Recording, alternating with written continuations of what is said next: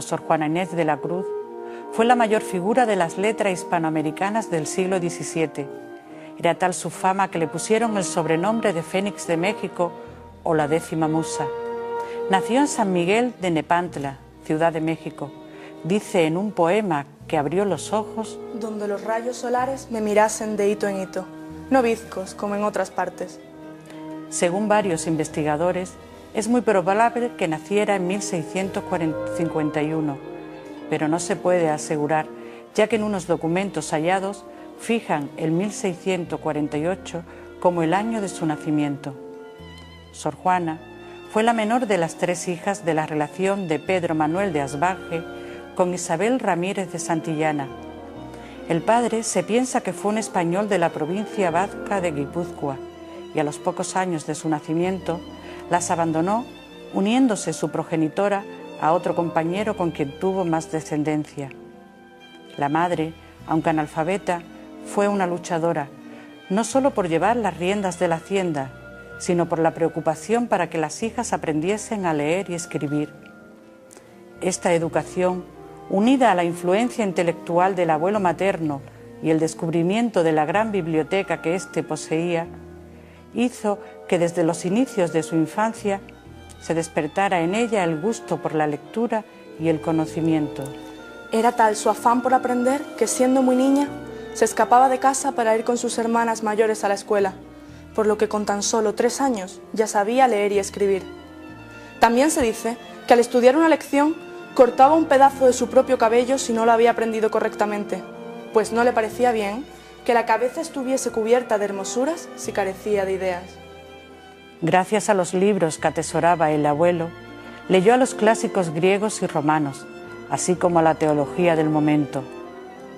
Esta predisposición hacia el conocimiento hizo que destacara del resto de los hermanos y hermanas y fuera enviada a la Ciudad de México con unos tíos muy bien situados que la introdujeron en la corte del virrey Antonio Sebastián de Toledo, marqués de Mancera, convirtiéndose la virreina Leonor de Carreto en su primera protectora. La corte era uno de los lugares más cultos e ilustrados del virreinato.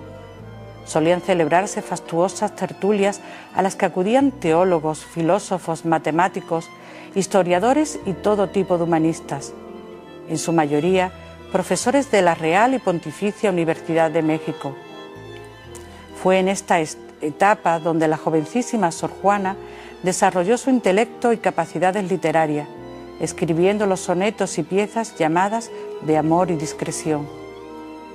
A finales de 1666 llamó la atención del padre Núñez de Miranda, confesor de los virreyes, quien, al saber que no deseaba casarse, le propuso entrar en una orden religiosa. Después de un intento fallido con las carmelitas, cuya regla era de una rigidez extrema que la llevó a enfermar, ingresó en la orden de San Jerónimo, donde la disciplina era algo más relajada. Allí permaneció el resto de su vida, pues los estatutos le permitían estudiar, escribir, celebrar tertulias y recibir visitas. Sus creaciones abarcan la poesía, el teatro y la prosa. Era destacable la elegías que escribió cuando falleció su protectora, entre la que destaca el soneto de la beldad de Laura enamorados, seudónimo de la virreina.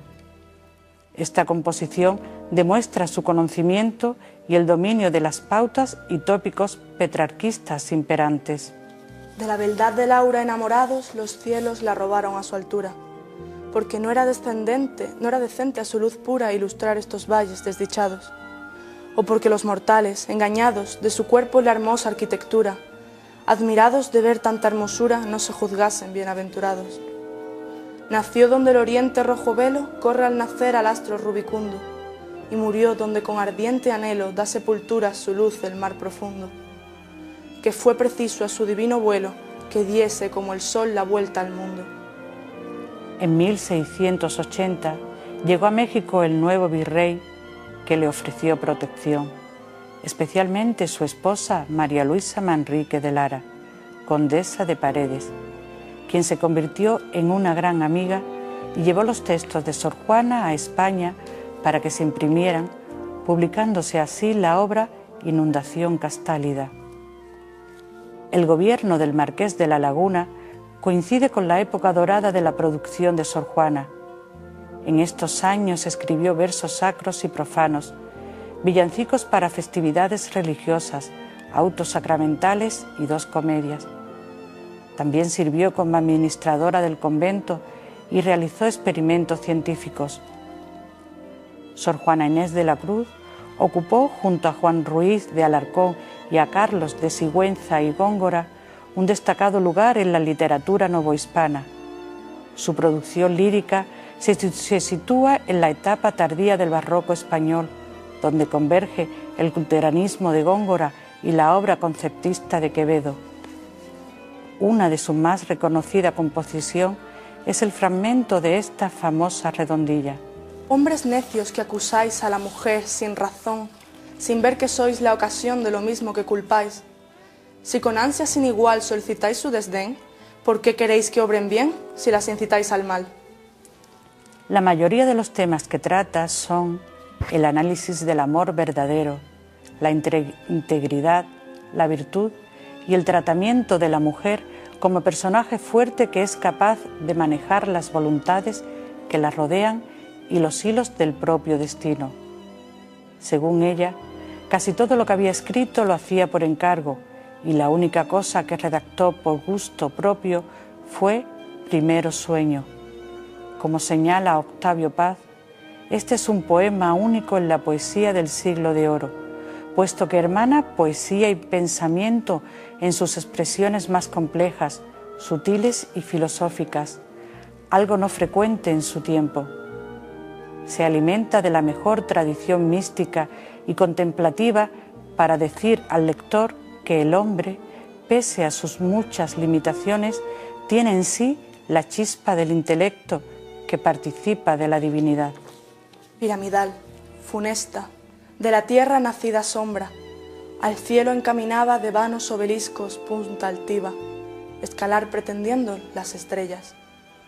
Entre 1690 y 1691 se vio involucrada en una disputa teológica a raíz de una crítica privada que realizó a un sermón del jesuita Antonio Vieira, en la cual se trataba las finezas de Cristo y que el obispo Manuel Fernández de Santa Cruz, utilizando el seudónimo de Sor Filotea, la publicó sin su consentimiento con el título de Carta Atenagórica.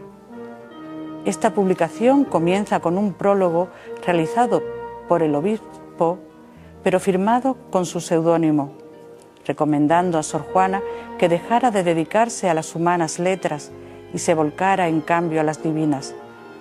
Esto provocó la reacción de la poetisa a través del escrito Respuesta a Sor Filotea de la Cruz, donde hace una encendida defensa de su labor intelectual.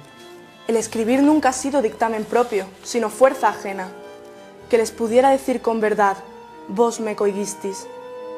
Lo que sí es verdad que no negaré, lo uno porque es notorio a todos, y lo otro, porque aunque sea contra mí, me ha hecho Dios la merced de darme grandísimo amor a la verdad, que desde que me rayó la primera luz de la razón, fue tan vehemente y poderosa la inclinación a las letras, que ni ajenas reprensiones, que he tenido muchas, ni propias reflejas, que he tenido no pocas, han bastado a que deje de seguir este natural impulso que Dios puso en mí.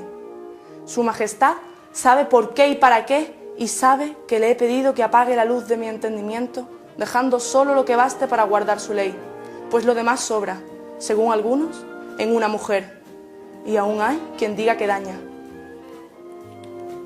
En 1693 dejó de escribir. Vendió la mayoría de sus libros para entregar el dinero a los necesitados.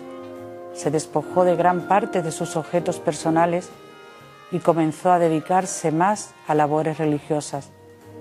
Hasta la fecha no se conoce con precisión el motivo de tal cambio.